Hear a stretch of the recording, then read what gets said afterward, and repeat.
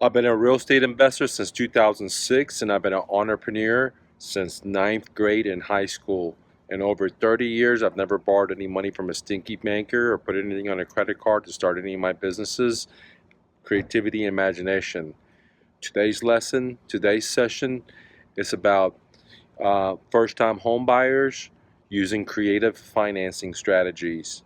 Now, I was at the coffee shop yesterday and I met a really cool gentleman, and he said he had a baby on the way and they live in an apartment, and I told him a way for him to be able to find a property without going the traditional way, which is, getting a real estate agent and then paying top of the dollars for it for the property and then getting a loan from the bank, etc. Okay, and this is what I'm going to share with you today. Now, this video is going to be divided into three parts. Okay, the benefits of buying subject to or seller financing, and then where do you go find these deals? All right, so you can actually do one of these deals.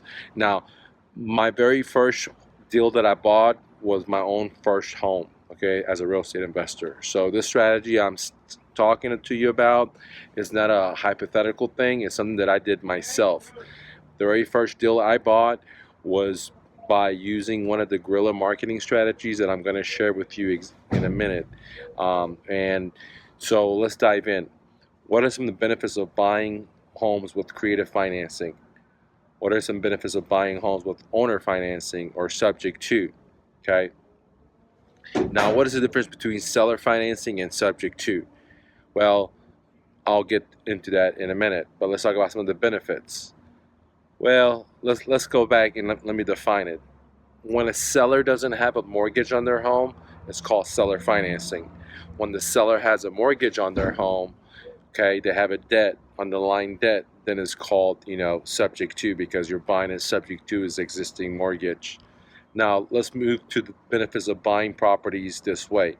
Number one, okay, which is very, very important. I'm able to buy properties without having to qualify for a loan. This is very crucial. Now, it doesn't matter if I have good credit, bad credit, or no credit. I don't have to qualify for a loan because the seller is going to become my own personal bank. Now, there's two ways that can happen. The seller has a mortgage. The seller does not have a mortgage. They own it clear and clear. It does not matter. We can still do creative financing and subject to or seller financing. Now, primary benefit number one, I don't have to qualify for a loan. Primary benefit number two is I always negotiate a non-recourse loan. Traditionally, if I go with a real estate agent and then I get a loan from a bank, two things are going to happen. The bank at closing at the title company, the bank's going to want me to sign a DOT, deed of trust, which is basically a collateral instrument where I pledge the property back to the bank in case I default, in case I don't make the monthly payments. And the second thing, they're going to make me sign a promissory note. And what that says is that, hey, if I do default, not only can they come get the property, but they're going to come ruin my credit as well. Well, a non-recourse loan simply means that I'm negotiating up front with the seller that if I happen to default, which I'm not going to, then the seller could only come and get the property, the home that they lend me the money on. They cannot come after me personally because I'm not gonna sign a promissory note. I'm gonna sign what's called a non-recourse note that says that, hey, they can only get the collateral, they can't hurt my social security, or they can't hurt my company EIN number, and so on and so on. Okay, only the property. Another benefit of buying properties with seller financing is that the way I teach it, the way I buy deals, is that there's literally no money down or very small amount of money down, and the money down is not going to the seller. It's usually just going because to pay some of the closing costs. All right, which is very, very cool. Another benefit of seller financing is, let's say if the seller has lived in the property for 6 years and now they're selling me the property with seller financing. I just step into their shoes and I make the monthly payments. Okay, the cool thing is that because of the amortization and the way how these stinky bankers have it, where they suck up all the interest up front, For that 6 years, the seller has been paying most of the interest up front. Now, when I take over, when I make the monthly mortgage payments on his behalf, because I own the property, I have the deed in my name, I am paying more of the principal reduction versus the interest, because the way the amortization chart works is a little complicated. I can't get too deep into it here because we have so much stuff to cover, okay? So the coolest benefit is that I get the benefit of the amortization in my favor, especially the longer the seller has owned the property, okay? So that means that when I make the payments, instead of paying interest reduction, is going to principal reduction, which means that I get to own the house clear and clear as fast as possible. Another main benefit is that, that I don't have to pay all that junk fees for closing, because if you ever close at a title company, it's going to cost you roughly about 3 to 4%. Doesn't seem like a lot, but try to do a $500,000 home, $300,000 home, or whatever at 3%, you'll see that's a large chunk of money. Normally when I buy a property, I eliminate all those junk fees that the title company closes, because I'll have my own attorney close the deal, or I'll have a title company that's investor friendly that I've done multiple deals with, and they're giving me a price reduction. Okay, so I'm saving money. On top of that, normally it's not financial advice, I don't even buy title policy, because what I do is I'll buy a title search, and I'll look and have the attorney or the expert that does a title search let me know if there's any liens on the property. If there is, then there's a problem, right? If there isn't, or if there's not any clouds on the title, then I'll just go ahead and just step into the seller's shoes and make the monthly payments without buying title policy. Okay, I've done that in pretty much all my properties. It doesn't make sense for me to buy a secondary title policy when the seller has a cookie cutter property, and they owned it for 6 years, 7 years. But I'll definitely do a title search. That's very crucial. I would never do a deal without title. But there's two different things. Title search and title insurance are two different things. You can do a title search and make sure everything's clear, but you don't have to buy. I don't want to say you. I don't buy the title insurance, especially when I'm buying deals from Subject to and they're cookie cutter newer homes that I can clearly see the chain of command is very simple. Chain of ownership, I should say, not command.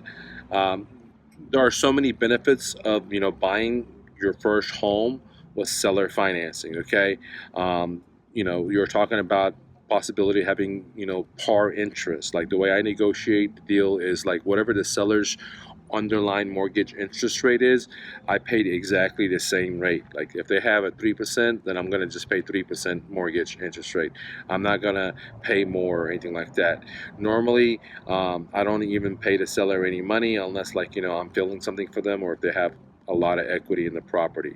All right, because there are deals that may have marginal or no equity, or even negative equity, right? But they still can be great Subject to deals, especially for your first time home.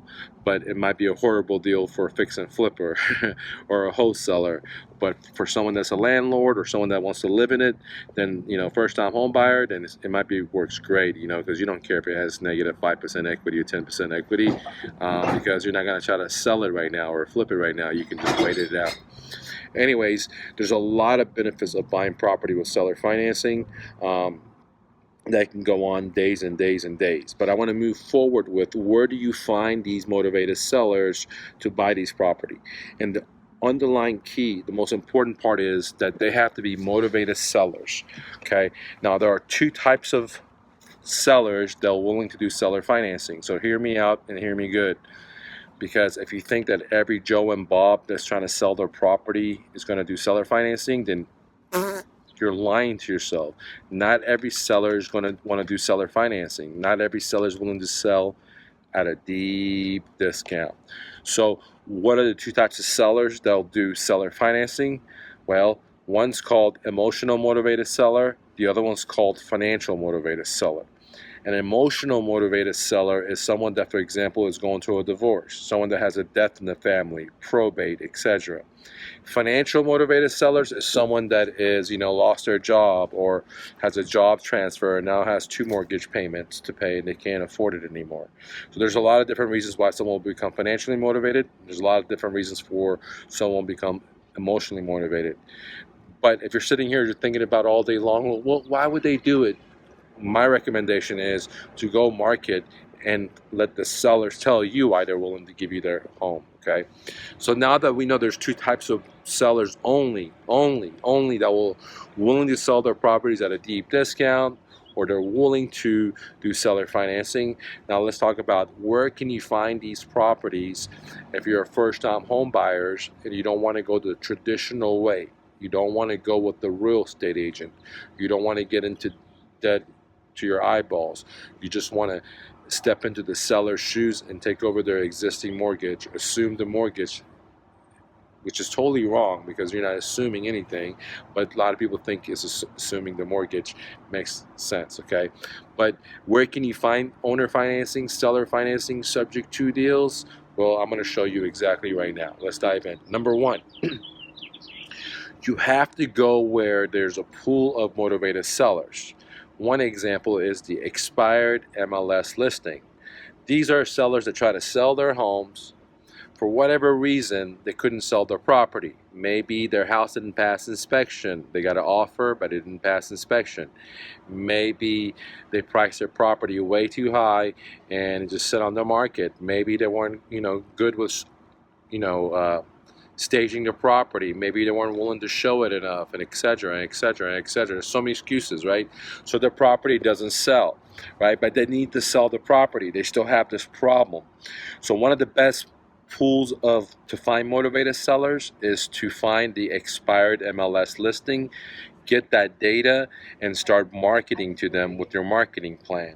Okay, if you don't know what marketing plans to use, go to myrealestatedojo.com and then click on Start Now, and I give you my free marketing plan. Okay, now that's one pool to find motivated sellers. Now, where can you get that data? Well, there's two ways to get it. Number one, you can reach out to real estate agents and say, look, man, would you give me the expired MLS listing? Majority of them will say no. You have to, bug them because there's no incentive for them unless you want willing to incentivize them. The other option is to hit up the title companies and say, look, give me that data.